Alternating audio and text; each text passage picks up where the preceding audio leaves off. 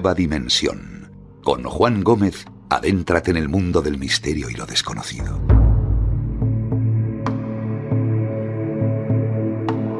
Desde luego hay mucha historia, hay mucha leyenda, hay mucho mito alrededor de quizá una de las órdenes de caballería, si no la orden de caballería más famosa de la historia o más mediática de la historia.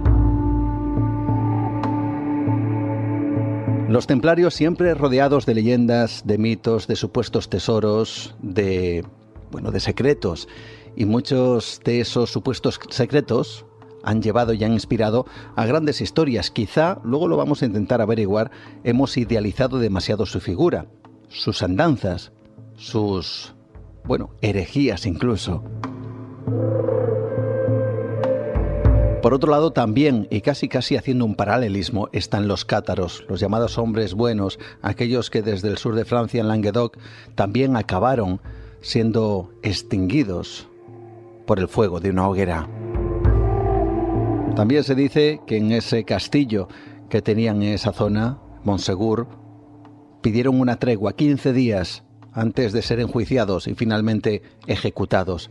15 días donde también hay leyendas, donde también se habla de supuestas, reliquias, objetos extraños que fueron convenientemente, sacados a través de ciertos túneles, comentan, para ponerlos en algún lugar secreto y que esos tesoros todavía guardan en ese enclave perdido y secreto.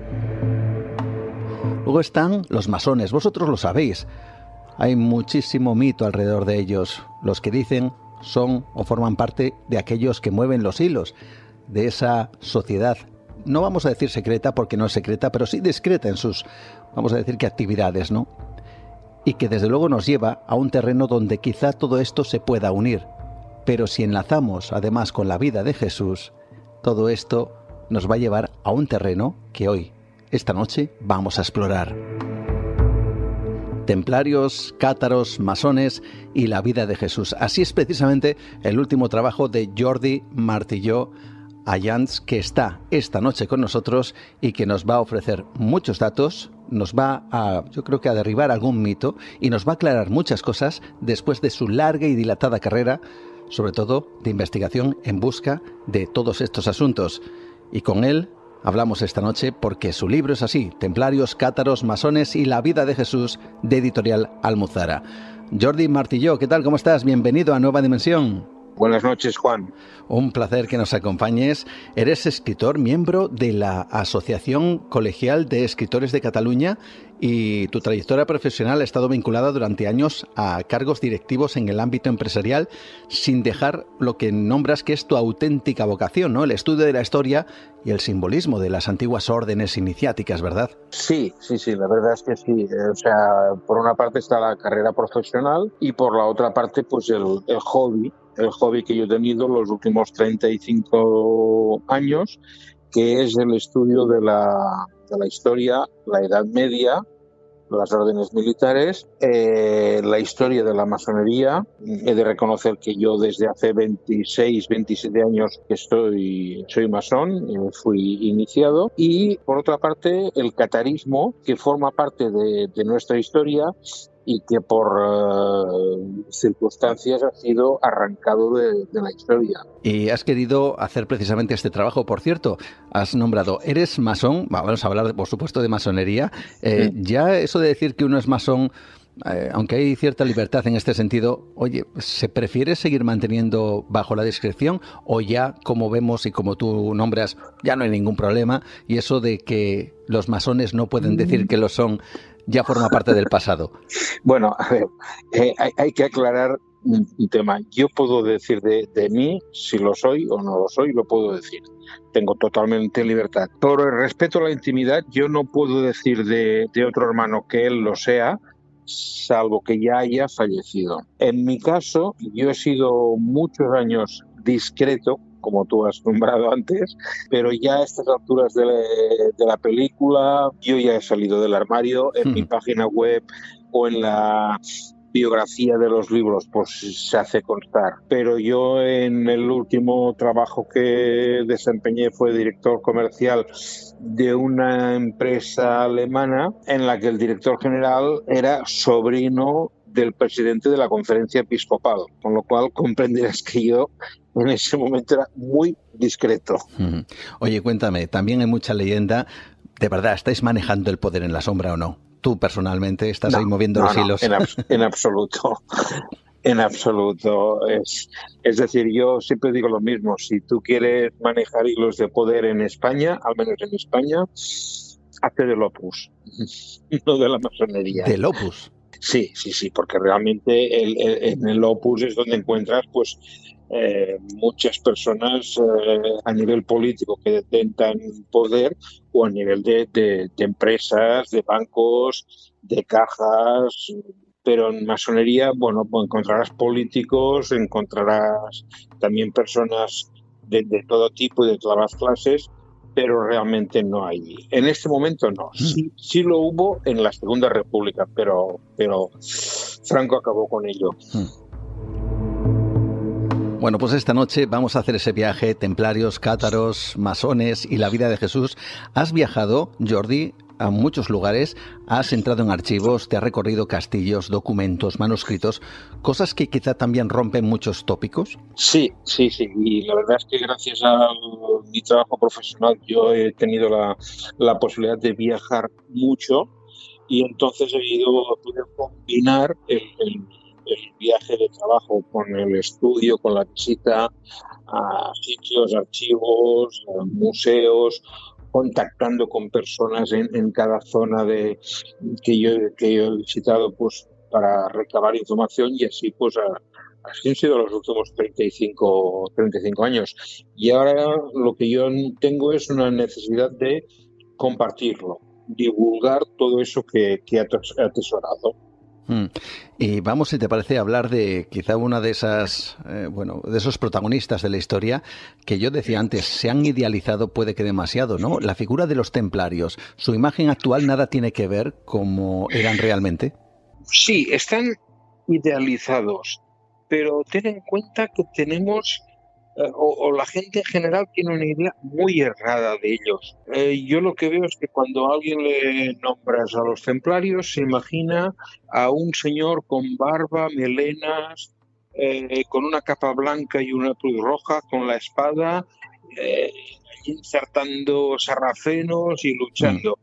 Y francamente, en la Orden del Temple sí había combatientes, pero eran los menos. O sea, realmente en la época sí que fue un shock porque aunaban dos figuras sociales.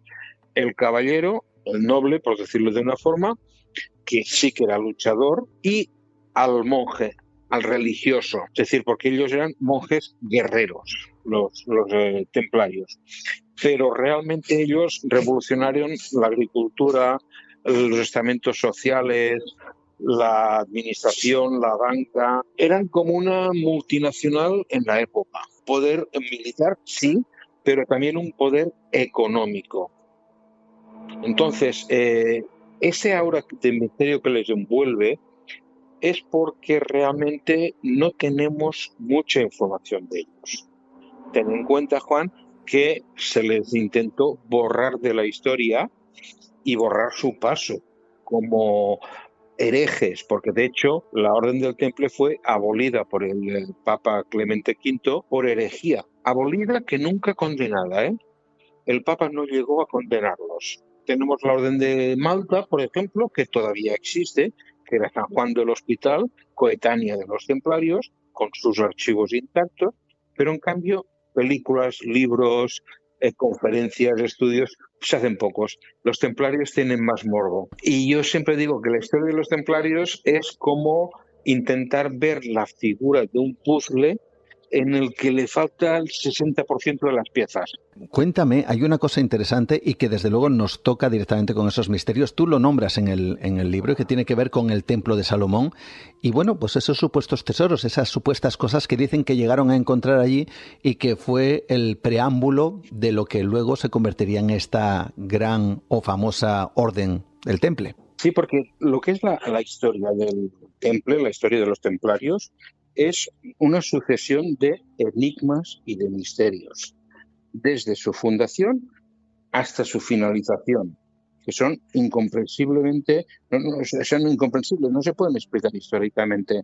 Es decir, hay unos 9 caballeros que llegan a Jerusalén después de la primera cruzada. Ellos no participaron en esta cruzada, se presentan ante el rey Balduino, el segundo rey ya de Jerusalén, y le dicen, mira, renunciamos a nuestra vida de noble, a nuestras riquezas, y queremos ser monjes y proteger los peregrinos que llegan a Jerusalén de los asaltos que sufren de cristianos renegados o sarracenos. Claro, dices, esto es bucólico, es precioso, pero claro, si tienes en cuenta que entre la costa y Jerusalén hay cientos de millas de caminos por 9 caballeros, es imposible ese trabajo. Pero es que resulta que la crónica nos dice que se pasan 9 años desescombrando los subterráneos de lo que había sido el templo de Jerusalén, el templo de Salomón, que les fue cedido por el rey Balduino. O sea, el rey Balduino a 9 extranjeros extraños que no conoce llegan y después de oír esta canción les regala un ala de su palacio que es el solar del antiguo templo de Salomón, desalojando a los monjes del Santo Sepulcro. Curioso, ¿no? Y ellos se pasan 9 años desescombrando túneles y salas subterráneas. No consta en ningún documento ningún servicio de armas, a pesar de que su benefactor, el rey Balduino, no paraba de librar batallas para mantener las fronteras del reino de Jerusalén con los sarracenos. Cuando ellos terminan, 2 de ellos, Hugo de Payens y otro más, regresan a Europa y hasta entonces, que eran desconocidos y que no habían permitido que nadie se les uniera, visitan a monarcas, al Papa y empiezan a ser famosos y a recibir donaciones. El Papa los apadrina ante las monarquías europeas y no paran de recibir donaciones en forma de dinero, de terrenos, de casas, de granjas, de posesiones, y a partir de ahí sí que aceptan que se les una más gente. Bien, pues hay un detalle que para mí es fundamental. Cuando regresan a Europa, no van primero a ver al Papa, sino que viajan estos dos a Escocia. Y allí se entrevistan con un monje que tiene nombre y apellido, Stephen Harding, un monje británico que en ese momento era la máxima autoridad en Europa en cultura hebrea antigua y en la lengua aramea, la lengua que se hablaba en Israel en tiempos de Jesús. ¿Y eso por qué? Curioso, es curioso. Tanto que la primera donación que reciben fue en Escocia del rey escocés, y es una población donde hay una iglesia que se llama Balantrotac o Temple. Curiosamente, a unos 10-15 minutos en vehículo del Portaventura de las conspiraciones, que es donde se hizo el código da Vinci. La capilla de Roslin. Capilla de Roslin. Allí reciben la primera donación. ¿Qué pudieron encontrar debajo del templo de Salomón, de las ruinas, que había sido destruido por los romanos en el año 70, para que fueran a visitar a un experto en cultura hebrea y en arameo? Desarrolló Juan una teoría de que pudieran encontrar algo parecido a lo que hace unas décadas apareció en una cueva de Qumran, los manuscritos del Mar Muerto. Es decir, documentos que relatan y explican la vida de Jesús, escritos por personas que en ese momento fueron coetáneos con Jesús, no como los evangelios que están escritos 200 años después de la vida de Jesús. Entonces, quizá encontraron algo allí demasiado fuerte que pudiera alterar la historia, y por eso la Iglesia y el Papa se plegó a ellos y les concedió el título ya de orden, la Orden del Temple, con todas las puertas abiertas en monarquía, para recibir donaciones y crecer exponencialmente como hicieron a partir de ese momento. Esto puede significar que esos 9 caballeros templarios primeros que llegan a Jerusalén, que entran en esa zona, en ese solar, que empiezan a excavar, es porque en el fondo sabían que algo había allí. Esto es algo que yo puedo opinar o suponer. Es decir, que ellos no fueron por casualidad ni encontraron algo por casualidad, sino que ya iban programados. Pero lamentablemente no hay documentación que nos lo pueda demostrar. Claro, la lógica, la intuición nos dice que si 9 extraños se presentan ante el rey Balduino, posiblemente algún tipo de carta de presentación, un enchufe, como decíamos hoy, llevaban para que el rey Balduino les abriera las puertas, hiciera que el patriarca de Jerusalén les hiciera la primera regla de su orden y el rey expulsara a los monjes del Santo Sepulcro y les diera ese lugar a ellos para que pudieran excavar en esos subterráneos. Seguimos adelante en Nueva Dimensión, disfrutando y conociendo estos secretos de la Orden del Temple, pero también de otros que nos va a llevar por territorios cátaros, por masones, y ya estamos casi conectando con esa vida de Jesús. Nueva Dimensión. Sí, porque, mira, un viaje por el terreno de lo imposible, con Juan Gómez. Sí, comentabas, Jordi. Sí, perdona, Juan. No, te decía que hay un detalle que yo en las conferencias y en mis libros me gusta citar, que es el Baphomet. A mí me hace mucha gracia leer cuando veo el Baphomet, la figura por la que fue una de las causas que fueron acusados de herejía, que Baphomet era la estrella de 5 puntas invertida, el macho cabrío, el demonio. Resulta que poca gente conoce que uno de los estudiosos de los precisamente documentos, papeles del Mar Muerto que fueron encontrados en una cueva en Qumran, un teólogo, licenciado en teología y experto en la lengua aramea y experto en cultura hebrea, J. Schoenfield, que fue una de las personas que investigaron y tradujeron los documentos del Mar Muerto, nos da la solución. Este hombre no sabía nada de los templarios, no conocía nada, estaba totalmente desconectado de los templarios. Y en unas vacaciones cayó en sus manos un libro que hablaba de los templarios. Y él pues, le hizo gracia, se lo leyó y tropezó con la palabra Baphomet, que se dice que es diablo, Mahoma, Mahomet, o sea, se le da la estrella de 5 puntas hacia abajo, ¿no? Invertida. Bueno, y él lo que hizo como un juego fue aplicarle a la palabra Baphomet, traducirla al arameo, al hebreo antiguo, y aplicarle el código Atbash. El código Atbash era uno de los códigos más utilizados por los hebreos, por los judíos, en tiempos de Jesús, para pasarse entre las distintas facciones mensajes sin que las tropas romanas conocieran el mensaje. Los celotes de los que eran algunos de los apóstoles eran los más violentos contra los ocupantes, contra los romanos. Entonces, el código Atbash era una forma de comunicarse.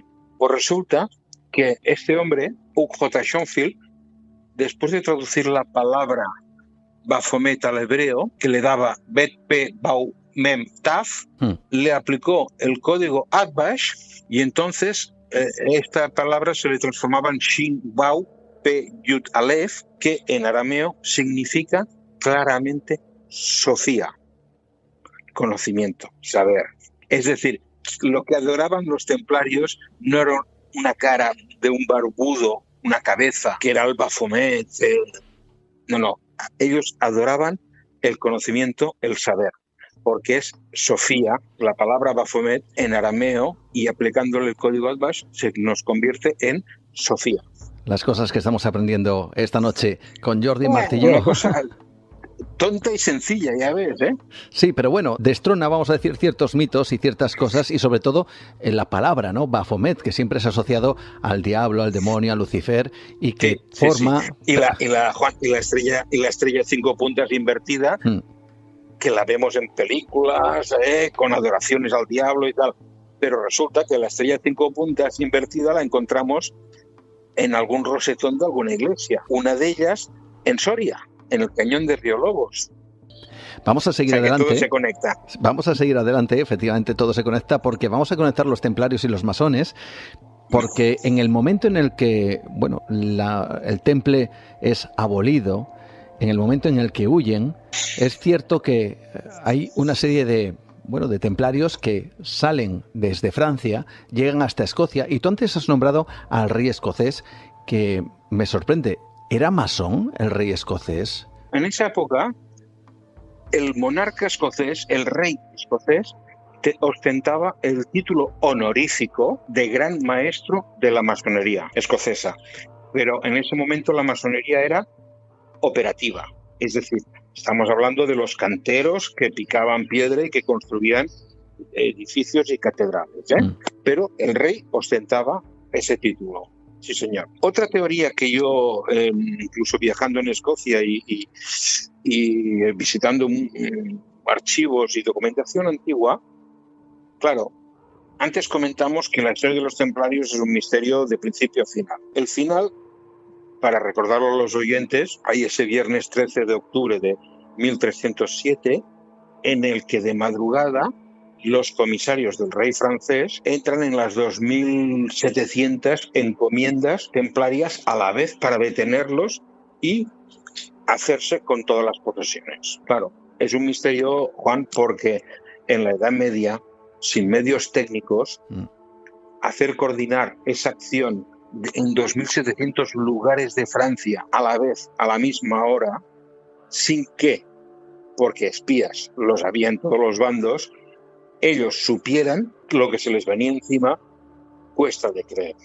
Siempre hay que utilizar un poquito la lógica. Ellos ya sabían entonces, lo que iba a ocurrir, ¿verdad? Evidentemente, y se prepararon.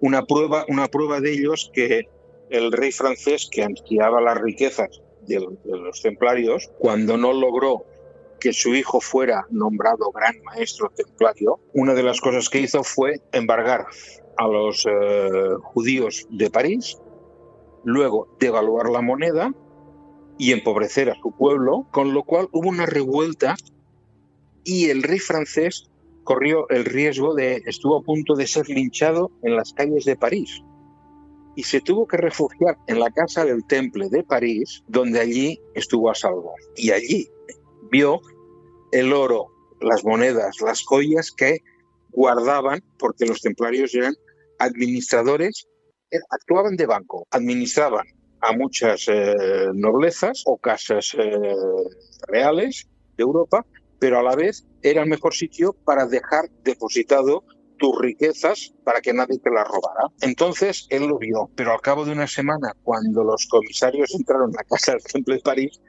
no había nada. De igual forma, en La Rochelle, en el puerto atlántico de los templarios, que ese es otro de los misterios. Ellos tenían 2 puertos propios para no tener que pagar impuestos cuando embarcaban material y hombres hacia Tierra Santa o hacia donde fuera. Uno era en Colliure, cerca de la frontera, en Francia, cerca de la frontera con España, en el Mediterráneo, lógico, para ir a Tierra Santa, Jerusalén, pero el puerto más importante lo tenían en la costa atlántica francesa, en La Rochelle, un poquito más al norte de Burdeos.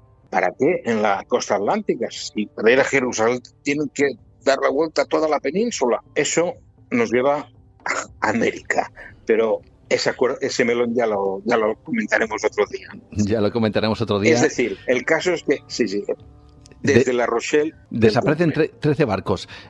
¿Pudieran llevar eso que encontraron en Jerusalén dentro de esos 13 barcos, esos documentos, llegar hasta Escocia, aliarse con el rey y que quizá, fíjate la conexión, que parte de los saberes o la simbología templaria acabara dentro de la masonería? Es posible en parte. El sitio ideal para escapar de las garras del rey francés y de las amenazas del Papa era Escocia. ¿Por qué?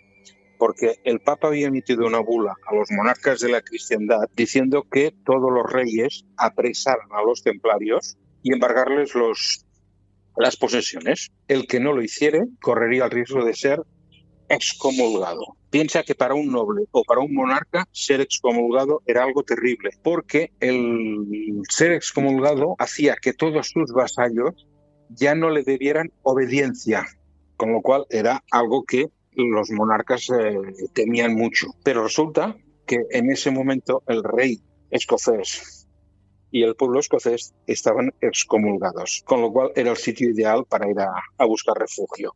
Hay un dato que a los historiadores les lleva de cabeza, y es la batalla de Bannockburn, donde el rey Bruce, héroe nacional escocés, que cada 200 metros en Escocia tiene un monumento, gana a los ingleses y declara la independencia de Escocia. El problema es cómo se desarrolla esa batalla según los historiadores. Pues las tropas escocesas inferiores en armamento y en número están perdiendo la batalla, hasta que irrumpe en el campo de batalla un pelotón, un centenar de templarios, que irrumpe contra las líneas inglesas, las rompe de tal forma que si el rey inglés no huye a galope con su escolta personal, hubiera caído prisionero. Pero esa batalla tuvo lugar años después de la abolición del Temple y meses después de que el último maestre Jacques de Molay, fuera quemado en la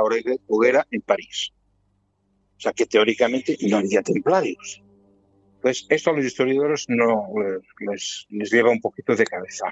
Una vez el rey escocés tiene la independencia de Escocia, necesita ser reconocido por las demás casas reales de Europa y por el Papa, pero él tiene unos invitados incómodos, los templarios. Y aquí es donde está la teoría de que él, como gran maestre honorífico de la masonería, lo que hizo fue integrar esos templarios en la masonería escocesa, creando quizás, no tengo suficiente documentación, el grado de compañero. Porque en la masonería, los 3 grados básicos, aprendiz, compañero y maestro actuales, en ese momento en la Edad Media, el de compañero no existía. Y es posible que esos templarios llevaran con ellos algo.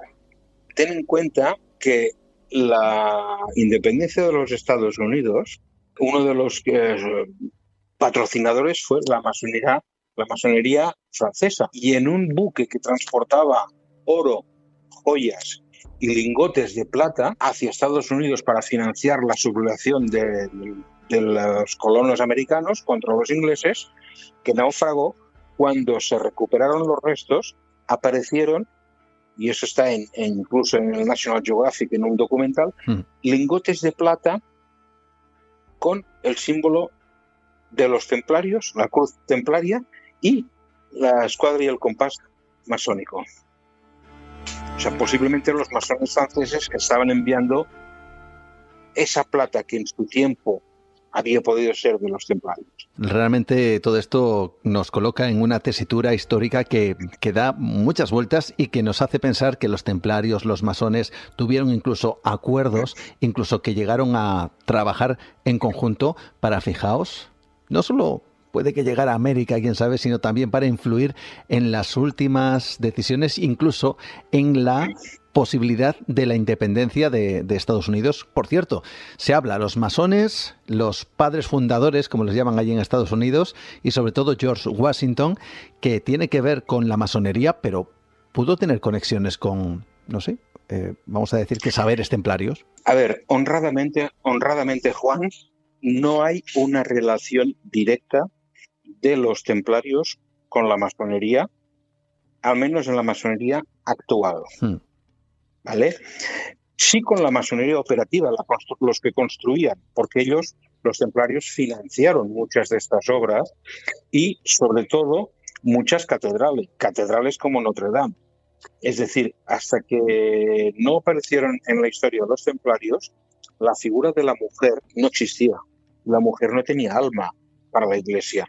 En cambio, ellos iniciaron el culto mariano, el culto a María. Si es María la madre o es María la esposa, vamos a dejarlo de momento, pero el culto mariano nació con ellos. Sí hay un detalle muy importante que es donde muchos historiadores se han equivocado, y es cuando se considera que pasa la masonería operativa a ser la masonería de adopción o especulativa, que es la que existe hoy en día, es decir, hoy los masones ya no pican piedra, y no tampoco construyen catedrales.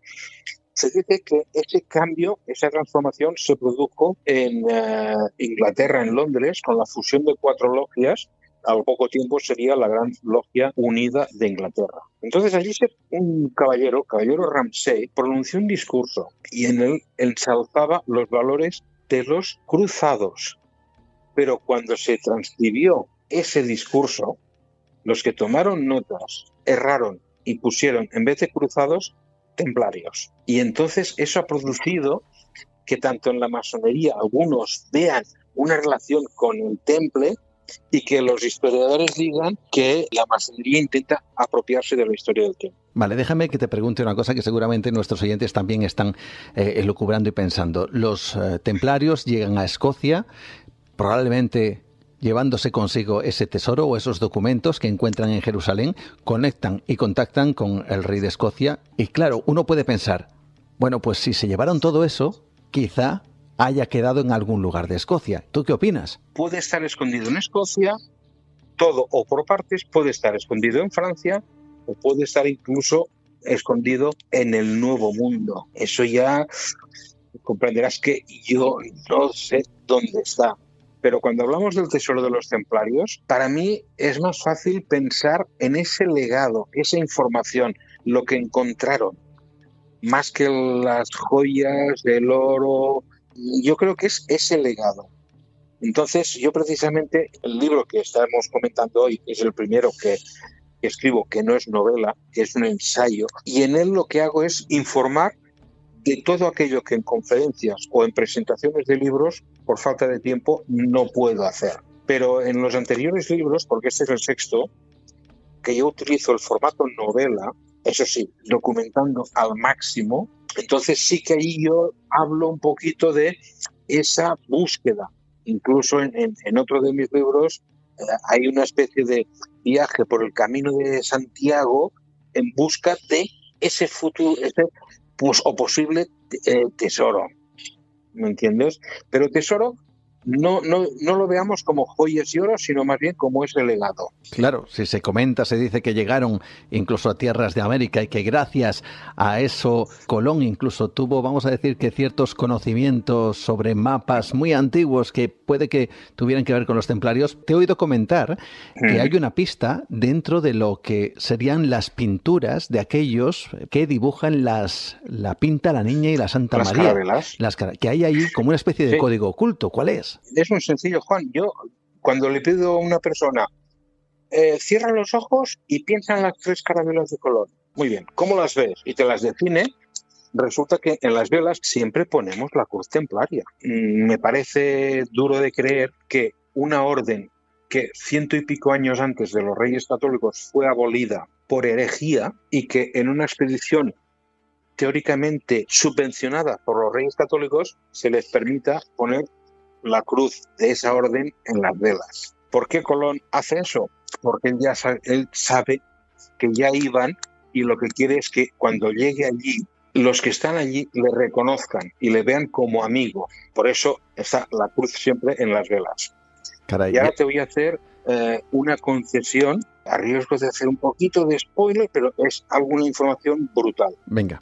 Tengo un amigo, un conocido, que su familia durante décadas se ha dedicado a recopilar y a recoger todos los documentos, los papeles viejos que sus vecinos en Huesca quemaban por ser papeles viejos. Entonces, actualmente este amigo mío tiene la colección de cartas reales, por ejemplo, más grande a título particular. Pero es que él tiene el archivo personal de Luis de Santángel. Luis de Santángel era un judío de la corona de Cataluña y Aragón, que era administrador del rey Fernando y secretario de la reina Isabel la Católica. Bien, y amigo de Colón. Y gracias a este hombre es cuando se hizo el viaje que en 1492 teóricamente se redescubrió América. Es decir, la historia real, y según la documentación que yo he podido tener en las manos, es que Colón, cuando presenta el proyecto a los Reyes Católicos, le dicen que no tienen dinero y que no pueden financiar esa expedición. Él se plantea visitar al rey portugués y al rey francés, a ver si logra por ahí financiación, y Luis de Santángel le dice: espera, te preparo una segunda reunión y lo vamos a arreglar. Cuando se produce esta segunda reunión y los Reyes Católicos insisten en que no tienen dinero para financiar esa expedición, Luis de Santángel interviene y dice: majestades, tranquilos, ustedes van a patrocinar la expedición y mi familia, la familia Santángel, la va a pagar. Un préstamo de más de 1 millón de maravedíes, cuya devolución está negociada y escrita en un documento en el archivo de Simancas, donde se detalla cómo y cuándo se va a devolver ese dinero por parte de los Reyes Católicos a la familia Santángel. Total, Luis de Santángel logra que Colón pueda ir a América. ¿Por qué? Porque ya sabía lo que se avecinaba con la expulsión de los judíos. Hacía un siglo que habían sido expulsados de Génova. Ahora venía el turno a España, estaban siendo perseguidos. Y él, por los mejores cartógrafos judíos que había en la Edad Media, que eran judíos mallorquines, sabía de esa tierra rica al otro lado del mar. Y entonces lo que hacía era enviar a Colón allí para descubrir esa tierra, para que los judíos pudieran emigrar allí cuando fueran expulsados en los reinos de Europa. Caray, qué historias, qué documentación fascinante el trabajo que lleva realizando durante más de 30 años. Tenemos 2 minutos, me gustaría que... Mira, Juan, sí. Una cosa muy rápida. Yo llevo años diciendo que por los datos que tengo, Colón era de la costa mediterránea y judío. Pero claro, aquí nos han explicado siempre que si Colón era genovés, que si era de León, que si era de Galicia, pues resulta que hace pocos meses en Televisión Española hicieron un documental precioso de un estudio que un doctor en genética y ADN que colabora con el FBI durante 20 años, porque ha tenido que hacer parones esperando que la técnica evolucionara, ha podido determinar por ADN que Colón era procedente de la costa mediterránea, de Valencia, de Tortosa, de esa zona, y de raza judía, de raza hebrea.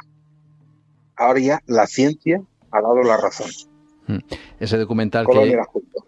Ese documental que vimos y que fue un trabajo extraordinario, donde las diferentes hipótesis se ponían sobre la mesa, diferentes supuestos familiares de Colón cuyo ADN era analizado, y hasta que finalmente parece que se encontró esa clave que tú, como dices, llevas hablando y llevas comentando desde hace más de 30 años. No tenemos mucho más tiempo, pero tan solo en 2 minutos, ¿qué relación tienen templarios, cátaros? Porque son órdenes, parece que están, no sé si decir separadas, sus intereses parecen comunes en algunos puntos, en otros no, pero ¿qué tiene que ver todo esto? ¿El tesoro cátaro, como dicen, tiene algo que ver con el tesoro templario? ¿Se juntaron en algún momento? ¿Pudieron compartir información? Es muy posible que ese tesoro cátaro sea asimismo algo parte de esa información. El catarismo, de hecho, no es una orden, era una religión, pero era una religión primitiva, es decir, la que se practicaba en los esenios, en el Mar Muerto, en tiempos de Jesús. Entonces, ¿qué tuvieron en común? Pues que los dos se enfrentaron al poder de la Iglesia. Y al enfrentarse al poder de la Iglesia y a la Inquisición, porque la Inquisición nació precisamente para luchar contra el catarismo, contra los cátaros, tanto templarios como cátaros terminaron en la hoguera. Entonces, sí que hubo una relación con los cátaros y templarios, porque realmente son coetáneos en el tiempo, el sur de Francia, y de hecho nos consta por actas de la Inquisición y por actas de afiliación que algunos cátaros juzgados por la Inquisición y ajusticiados eran familiares de templarios. Fíjate que no tenemos tampoco noticia de ningún servicio de armas de los templarios contra los cátaros, a pesar de que el Papa Inocencio III promulgó una cruzada contra los cátaros, en la que caballeros del norte de Francia irrumpieron en el sur de Francia, en Occitania, y arrasaron con todo. Ahí está, sin duda, templarios, cátaros, masones y la vida de Jesús. Quizá esos documentos, o unos documentos que fueron encontrados que contarían otra historia, otra versión diferente, tal como se encontró en esas cuevas de Qumran en Israel. La realidad, Juan, es que Jesús jamás quiso crear una religión. Era un judío que aspiraba a ser rey de los judíos, y lo que hizo fue seguir las profecías de los antiguos profetas judíos. Es decir, esos milagros, todo eso es lo que decían las profecías. Él no hacía milagros, pero se decía que hacía milagros. 200 años después de muerto es cuando algunos, entre ellos San Paulo de Tarso, crean esa nueva religión. Y en el año 325, en el Concilio de Nicea, Constantino la declara ya no herejía, sino la religión oficial del imperio, que posteriormente, en el Concilio de Constantinopla, ya es refrendada total. Pues ahí está, templarios, cátaros, masones y la vida de Jesús. Jordi Martilló Ayans, con Editorial Almuzara, su primer trabajo de no ficción, pero eso no significa que en sus novelas, tal como acabas de comentar, no haya documentación máxima en donde la historia,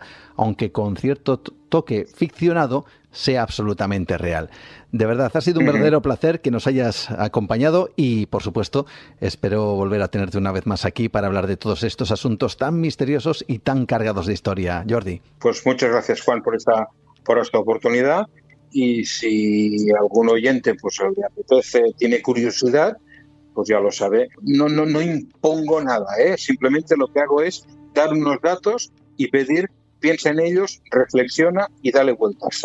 Ahí está, pues eso haremos y seguro que nuestros oyentes también. Fuerte abrazo, Jordi. Muchas gracias, Juan. Igualmente.